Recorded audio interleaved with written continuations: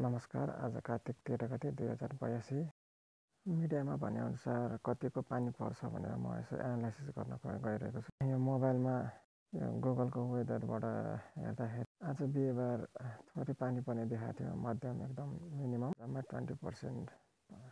20%मा पनि आज बिहानदेखि ननस्टप पानी परिरहेको छ।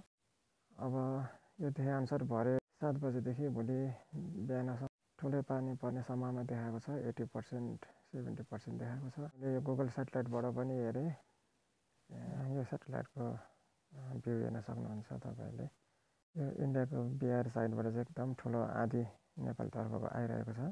यो सेटेलाइटको फोटो अनुसार चाहिँ आकाशे निलो कलरको भनेको चाहिँ नर्मल पानी हो, अनि रातो भनेको अलि हाई पानी पर्ने, अनि पहेँलो भएको ठाउँमा चाहिँ एकदमै हाई पानी पर्ने देखाएको हुन्छ।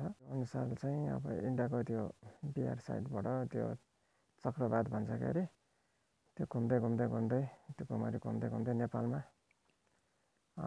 छिरेको पाइन्छ। त्यो चाहिँ अहिले इन्डियामै छ। त्यो भारी वर्षा हुने स्थान भरे आज बिहिबार भरे 7 बजे पश्चात चाहिँ बढ्दै आउने जस्तो देखाएको छ। रातिको लगभग 11-12 बजे पछाडि चाहिँ भारी वर्षा सुरु हुन्छ। मेन चाहिँ तपाईँको 8 बजेतिर चाहिँ एकदम हेभी पर्ने देखाएको छ। मेन काठमाडौँमै त्यतिखेर चाहिँ एकदम बढ्ने देखाएको छ। मेन त्यो चाहिँ अब नेपालको साइडबाट साइड हुँदै पूर्वतिर गइरहेको जस्तो देख्न सकिन्छ। जुन त्यो रातो र पहेँलो भागहरू चाहिँ पूर्व साइडतिर गएर अनि सकिएको छ। अब यो शनिबार पछि मात्रै अलिकति खुल्छ होला। यो अहिले ताजाको सेटेलाइट इमेज हो। यो चाहिँ एडिट नगरेको, कलर नहालेको होला। सेतो सबै यो बादल हो। त्यो निलो डट भएको चाहिँ अहिलेको काठमाडौँ हो। मेरो करेन्ट लोकेसन त्यहाँ पर्छ अहिले। त्यो ठाउँमाथि पुरै सेतो बादल देख्नुहुन्छ। अब यो टाइममा हिमालमा हिउँ नपर्ने त कुरै भएन। अब यो इन्डिकेटर अनुसार पनि स्याटरडे सन्डेसम्म पनि पानी पर्ने देखाइरहेको छ यसले चाहिँ।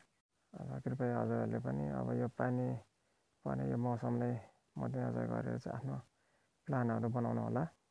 सतर्क भएर बस्नु होला। यसपालि अलि चाँडै पानी परेको छ। अब यो कारणले यसपालि जाडो पनि अलिक बढी नै बढ्छ होला भन्ने जस्तो लागिरहेछ। अब जाडोको स्टार्टिङको टाइम छ, अलिकति जोगिएर बस्नु होला। चिसोले छुने एकदम चान्स हुन्छ, स्वास्थ्यको ख्याल गर्नु होला। अब सुरुमै बिरामी पऱ्यो भने गाह्रो पर्छ। अनि मैले एउटा के न्युज अस्ति सायद हिजो हेरेँ होला, इन्डियातिर चाहिँ कृत्रिम पानी पार्ने पनि कोसिस गरेर रहेछन् तिनीहरूले। त्यसलाई क्लाउड सिडिङ हो कि के भन्दो रहेछ।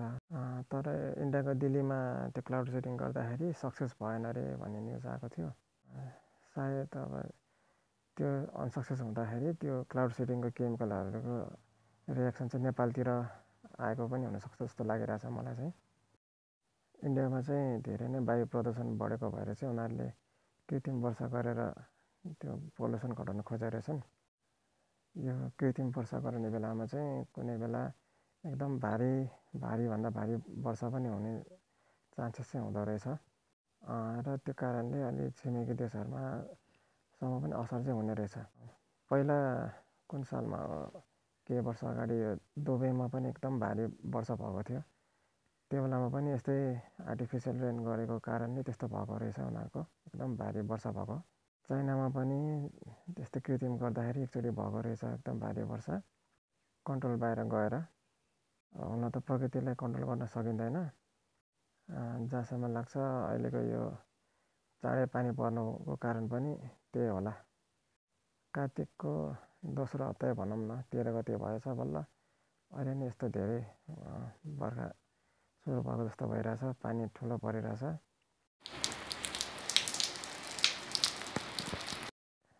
अब फोनको वेदरले चाहिँ बिहानसम्म त पानी पर्ने देखाएको थिएन, नर्मल क्लाउड मात्रै भनेको थियो, बादल मात्रै बस्ने भनेको छ। नर्मल बादल बस्नेमै यति धेरै पानी पर्यो भनेपछि अब भरे बेलुका 70% देखाएको बेलामा के होला यसो अब आफै अन्दाज गरेर गर्न सक्नुहुन्छ। सकेसम्म न्यानो गरेर घरमै बस्नु होला। हजुरहरू सबैजना आफ्नो स्वास्थ्य ख्याल गर्नु होला। अनि अन्तिममा मेरो कन्टेन्ट राम्रो लागेमा लाइक र सब्सक्राइब पनि गर्न नबिर्सनु होला। धन्यवाद।